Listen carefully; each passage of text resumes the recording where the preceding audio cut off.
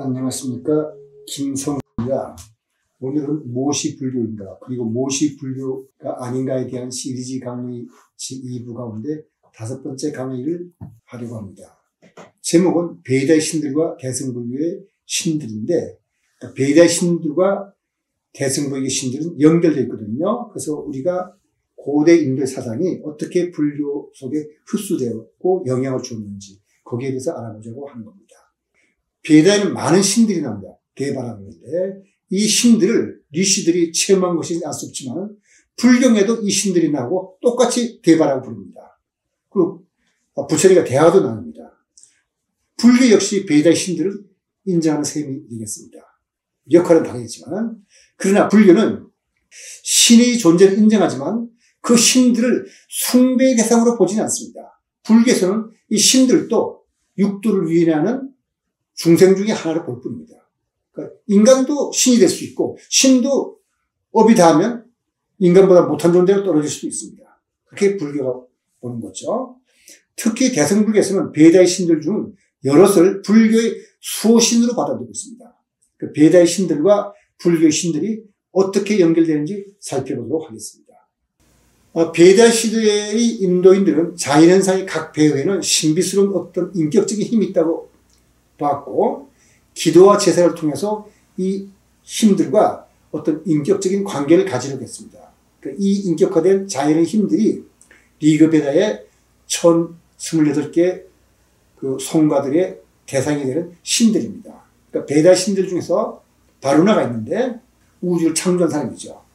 그 우주 질서의 보호자로서 초기에는 베다 시대 최고 신이었습니다. 그런데 이 바루나가 불교를 보호하는 12신 중에 하나입니다. 수천이라고 하는 거죠. 미트라, 이거는 계약과 맹세와 광명의 신으로서 베다 시대 사람들이 숭배했던 신인데, 불교에서는 이 미트라가 장차 미륵불로서 이 세상으로 태어난다고 보고 있습니다. 그다음 슈리아, 그 태양의 신인데 불교에서는 일천이라고 해가지고 불교를 수호하는 12하늘 중에 하나라고 합니다. 신이라고 되겠죠. 천이란 말을. 그럼 인드라는 굉장히 많이 나는 말인데 제석천이라고도 하죠. 베다 시대의 최고 신으로서 처음에는 바루나가 위였지만 나중에 전쟁을 많이 하다 보니까 바루나보다도 인드라를 더 숭배하게 되면서 베다 시대 최고 신으로 바뀌게 되는데, 천둥과 폭풍의 신입니다. 그 전쟁의 신이기도 하고, 불교에서는 제석천이라고 불러가지고 불교를 보호하는 12하늘 중에 하나. 그래서 어디냐면은 욕계 도리천의 천주입니다. 그래서 바유는 바람의 신으로서 불교의 12 그 호법 중에 하나고, 아그니 불의 신으로서 역시 불교를 보호하는 12신 중에 하나입니다. 소마. 원래는 이게 일제 환각제로서 음료로서 베다 시대의 종교 사제들이 이 소마를 마시면서 어떤 황홀경에 빠져가지고 접신을 하면서 뭔가를 읊기도 했는데, 소마가 나중에 신으로 인정받습니다. 그러니까 불교에서는 월천이라 해가지고 역시 불교를 수호하는 12하늘, 12신 중에 하나. 그 다음에 프르티비, 이건 땅의 신인데 지천이라고 그러죠. 역시 불교를 보호하는 12신 중에 하나인데, 부처님이 네란자라 강가에서 막 깨달음에 들었을 때 악마로부터 유혹을 받습니다. 그때 그 악마로부터 부처님을 보호하는 신으로 존중받습니다. 그리고 최고 신의 호칭은 베다에서는 디아우스 피타라고 그러죠. 줄여서 디아우스라고 그러고, 재밌는 것이 라틴어에서 하느님을 데우스라고 부를 때가 있습니다. 디아우스라는 발음이 좀 비싸죠. 그리스인들은 제우스 바테리라고 해가지고 그걸 제우스라고 부르는 거죠. 로마에서는 데우스라고도 부르긴 하지만은 신의 이름을 붙여서 유피테리라고도 부르죠. 그 다음에 베다 시대의 신들은 아니고 토착민의 신앙을 받아들이게 되면서 토착민들이 신으로 모시던 쉬바를 바라문교도들이 이제 받아들이면서 나중에 힌두교가 되는데, 이 쉬바가 불교의 대자재신으로서 바로 11면 관음보살의 모델입니다. 그 11면 관음보살이라면 불교에서 가장 중요한 보살이죠. 루드라는 폭풍의 신으로서 이 베다시대 사람들이 도착인의 신앙을 받아들이면서 쉬바와 동일시하면서, 쉬바와 동일시하니까 바로 11면 관음의 모델이 되겠죠. 그래서 여기는 보시면 11만 관음, 오른쪽이 11만 관이고 그 다음에 왼쪽이 천수천안 관음보살인데, 천수천안 관음보살도 관음보살 이름이 굉장히 많거든요. 천수경에 보면 11명의 서로 다른 이름으로 나오는 보살들이 있는데, 그게 사실은 다 관음보살들 다른 이름이 있는 겁니다. 또 딴 데서 보면 뭐 30가지 정도로 관음보살 이름을 부르는데, 천수천안 관음보살도 역시 쉬바의 모델입니다. 그 다음에 인드라가 아까도 말씀드렸지만은 욕계 도리천의 천주라고 했는데, 그 불교로 보호하는 제석천이라고 했죠. 참고로 욕계 육천이라는 건 뭐냐면은, 욕계란 말은 우리가 천인, 인간, 수라, 아기, 축생, 지옥, 이게 욕계인데, 그 중에서 천인에 해당하는, 그 하늘에 해당하는 것이 욕계 6개 하늘이 있는데, 사천왕천.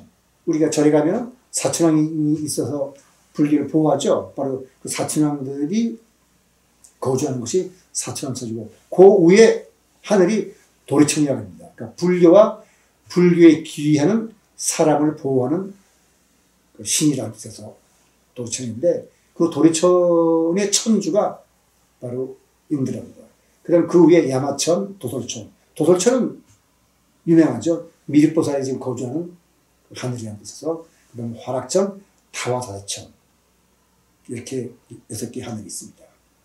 근데 베다 시대만큼은 하더라도 제사 만능주의였습니다. 그러니까 베다 시대 시인들은 신들이 지배하고 있는 세상은 우발적이고 무질서한 것이 아니라 일정한 규칙성을 갖고 있다고 생각하고, 그 신들이 인격성을 갖고 있다고 생각해갖고, 베다 시대 이전과 초기에는 우주 질서 및 인간 행위의 도덕적 질서를 관장하는 바루나가 출신이었습니다. 아까 말씀드린 대로. 그러나 아랴인이 인도로 들어오면서 전쟁이 잦아지자 강력한 전장의 신 인드라가 신들의 재앙이 됐고, 리그베다 창가의 4분의 1을 인드라에게 바치고 있습니다. 그리고 이들 여러 신격은 모두 미덕을 갖춘 자로 칭송되지만, 동시에 인간의 약점을 함께 지니게 됩니다. 질투도 하고 그런 것들이 그리스 신들하고 비슷해요. 리그베다에서 신과 인간은 일종의 상호 의존 관계에 있어가지고, 인간이 제식을 행해서 신을 찬미하고 공물을 바치면 신은 거기에 보답으로 인간에게 소망을 성취시켜준다고 생각했습니다. 따라서 순수하고 경건한 신앙이라는 것은 리급에 대해서는 사실 없는 거나 마찬가지죠. 그러니까 경배하고 재물을 바쳐야지만 봐준다고 생각했으니까. 이런 경향은 후에 제사 만능주를 낳고 제식의 집행자인 바라문 계급이 절대적 권위를 강조하는 바라문 지상주의를 가져오게 됐습니다. 그래서 이 바라문 지상주의에서 소위 사성 계급이라는 것이 생겨났고, 바라문계의 설득이 결정됩니다. 그 바르나라는 것은 뭐냐면 피부색을 뜻하는데 정성이라고 한약을 합니다. 그래서 거기에 리그베다 후기에 속하는 우서창가라는 것이 있는데, 거기에 보면 영어로 좀 써놨는데, 뿌르샤라는 건 뭐냐면 우리 인간의 의식으로서 순수 의식을 말하는 것으로서 나중에 힌두교에서는 브라마가 동일시합니다. 내용은 이런 거죠. 피부색에 따라서 그 브라흐민 하죠. 그 브라흐민이 우리가 요새 말하는 브라만 계급을 말하는 겁니다. 그러니까 학자이고 사제고 선생이죠. 크샤트리아, 전사이자 세상을 지배하는 왕이나 귀족들을 말하는 거고, 바이샤, 실용적인 직업을 가진 사람들이겠죠. 그러니까 농업이 하는 사람이나 상업하는 사람들. 그 다음에 수드라, 노동을 해서 그 위에 그 브라만이라든가 크샤트리아나 바이샤에 대해서 일을 해주는 사람들이죠. 그러니까 바르나는 계급을 나눴을 뿐이지 실생활 하나하나를 구분하는 기준은 아닙니다. 그 수드라가 어떤 면에서 더 크샤트리아보다 돈이 더 많은 경우도 있었고, 브라만보다도 더 부유한 경우가 있었어요. 그러니까 실생활 하나하나를 세세히 규제하는 단위는 출생을 의미하는 잣띠입니다. 그러니까 잣띠는 결혼이나 음식과 같은 일상생활에 직접적 관계를 갖고 있는 실제 기능 조직으로서 보통 말하는 우리가 인도는 카스트라고 말하는데 이 카스트가 바로 잣띠를 의미합니다. 바르나를 말하는 것이 아니라. 참고로 말씀드리면 인도 전통사회 신분을 의미하는 용어로서 가장 일반적으로 사용하고 있는 카스트라는 용어는 사실 엄밀하게 말하면 인도 고유의 사회조직을 설명하기에는 부적절한 용어입니다. 그러니까 카스트라는 용어는 17세기경에 포르투갈 사람이 인도 땅에 처음 들어와서 그 사람들의 시각으로 인도를 판단하고 포르투갈 사람들이 언어로 표현한 말인 겁니다. 무역상인들은 자기들이 접촉한 인도인들을 통해서 인도 전통사회의 기본 단위가 균질적이고 순수 혈통적인 것으로 판단했기 때문에 거기에 해당하는 가문, 종족 등의 의미를 가진 포르투갈 카스타를 채택해 사용해가지고 이제 카스트 제도라는 말을 사용했는데 이건 사실 인도 사회의 신분 제도를 반영하기에 적합한 말은 아닙니다. 인도인들은 그 바르나 제도를 만들면서 바르나 제도가 왜 필요한가? 그러니까 브라만과 크사트리아와 바이샤와 수드라가 왜 필요한가? 이건 바로 업 때문에 그렇다. 업과 윤회 때문에 그런 거다 하고 이제 이론적으로 만드는데 베다에 의하면 사성계급은 신이 결정한 것이기 때문에 인간의 의지는 절대로 바꿀 수 없으며 모든 사람은 태어날 때 이미 각자의 계급이 정해진다고 설명하고 있습니다. 그러니까 이렇게 태어난 네 개 가운데 브라만, 크샤트리아, 바이사 이 셋을 뭐라 그러냐면 두 번 태어난 삶이라는 뜻의 드제라고 불렀습니다. 그러니까 한 번은 어미 자궁에서 태어나고 또 한 번은 종교의식을 통해서 태어나기 때문에 두 번 태어난 자라고 하는 겁니다. 그러나 의식을 치를 자기가 없는 수드라는 한 번밖에 태어나지 못한 사람입니다. 따라서 이 수드라들은 종교 사회적으로 무자격자이며 베다도 볼 수 없고 브라만으로부터 의의 집전도 받을 자격이 없다고 규정합니다. 그리고 불가적 천민은 수드라보다 못한 존재로서 그 밑에서 또 천민계급이 또 있어요. 그러니까 힌두교의 교리 가운데는 깊이 있는 내용이 많이 있어서 쇼펜하우나 오스카 와일드 같은 사람들이 감탄하지만 적어도 힌두교가 세계적인 종교가 되지 못한 이유는 인간을 태생적으로 계급으로 나눈 점일 거라고 생각합니다. 인간을 동등하게 평등하게 인권을 쉽게 말해서 인정하지 않는 거죠.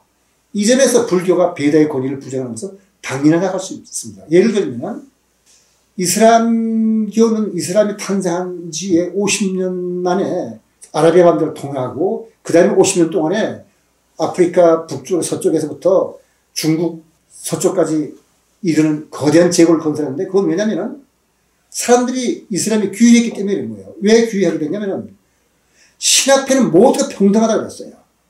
예를 들어서 왕이나 이슬람의 그 예식을 집전하는 이맘이나 노예나 신 앞에 평등하다 그러니까 노예들이 깜빡 죽게 되죠. 근데 이 점에서 힌두교는 제 생각에 아무리 우파니샤드 교리가 그 철학이 깊다 하더라도 이 카스트 제도를 규정한 베다에 붙들어 있는 한 힌두교는 세계적인 종교로 아마 되지 못한다고 생각합니다. 그래서 윤회와 업은 불교도 받아들이지만 불교의 업설은 숙명론이 아니고 또 불교 윤회는 아트만이 몸을 바꿔가면서 윤회하는 것이 아닙니다. 무아윤회입니다. 그러니까 무아윤회라는 것은 상당히 그 무아의 의미를 잘 모르면 오해하기 쉬운 건데 앞으로 제가 이 강의에서 설명을 드리겠습니다만 불교는 어쨌든 아트만이 윤회하는 건 아닙니다. 그리고 부처님은 과거의 업도 현재의 나의 수행에서 효과가 바뀐다고 말합니다. 그게 중암경, 염류경에 나오는데 사람은 지은 바에 따라 갚음을 받는다. 몸과 마음을 닦고 지혜를 닦아 선행을 하고 청정한 삶을 살면 과거의 지은 업이 이 사람의 큰 힘을 발휘하지 못한다. 그러면서 비유를 해서 이런 말을 합니다. 그러니까 우리 업을 그러니까 뭔가 어떤 행위를 하면 반드시 그 행위에 대해서 인과에 의해서 어떤 보를 받게 돼 있어요. 보를 받지만은 그것은 보를 받을 쯤 된 이 시기에 내가 청정한 삶을 살면은 그 업이 힘을 약하게 만든다는 뜻입니다. 그래서 뭐라고 비유하냐면은 부처님은 한량중의 소금은 찻잔에 넣으면은 아주 짜고 뭐 그냥 그렇지만은 겐지상에 넣으면 소금 효과가 다르죠.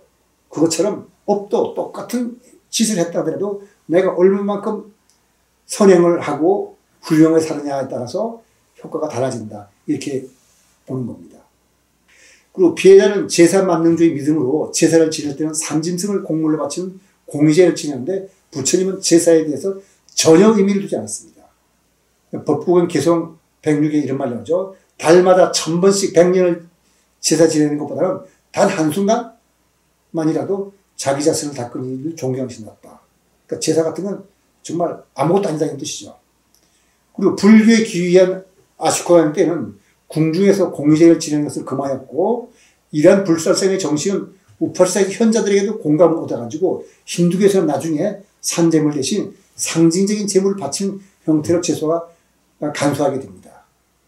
그러니까 우리가 그 힌두교 신자로서 독실한 힌두교 신자로서 정말 무저항, 비폭력 무저항으로서 유명한 간디가 힌두교의 정신으로서 그렇게 했다고 우리가 알려져 있는데 그 힌두교가 그렇게 비폭력 무저항 정신을 사람들한테 불러일으킨 것은 사실은 불교가 영향을 준 거라고 말할 수 있습니다. 이와 같이 사실은 베다 시대의 종교와 힌두교와 불교는 서로 영향을 주고 있는 거죠. 그리고 사성의 태생적 계급에 대해서 우리가 보통 카스트제도라고 말하는 이 바르나 계급에 대해서 불교는 전혀 인정하지 않습니다. 부처님은 경전 곳곳에서 사성 계급이나 신분차별을 비판했습니다. 그러니까 법국경 개송에도 이렇게 나오죠. 머리 꾸밈새나 가문의 계급이나 때문에 바라문이 되는 것이 아니다. 진리와 정의가 있는 이가 바로 성시자다. 그러니까 바라문이 성시자인 거죠. 성시자다. 그는 축복받습니다. 그 다음에 그의 출생 신분이나 어머니 가문 때문에 바라문이라고 부르는 것이 아니다. 그가 돈이 많고 복이 많으면 그는 귀족일 뿐이지 재산 때문에 그걸 성자로 부를 수는 없다. 재산이나 직책을 떠난 일을 나는 바라문이라고 부른다. 최고 계급을 그렇게 부른 겁니다. 그 다음에 스탄이 빠았다면 출생을 묻지 말고 행위를 묻으시오. 불은 온갖 섭에서 일어나는 거. 천한집에 태어난 사람이라도 성인으로서 도심이 굳고 부끄러워하고 뉘우치는 마음으로 행동을 생각하면 고귀한 사람이 되는 것이요. 이런 정신으로서 불교로에서는 수드라 같은 천민 출신도 수행자를 받아들였습니다. 불교는 업을 숙명적으로 보지 않는 것이죠. 오늘 강의는 여기서 마치도록 하고 다음 6번째 강의에서는 바라문교에 대해서 알아보도록 하겠습니다.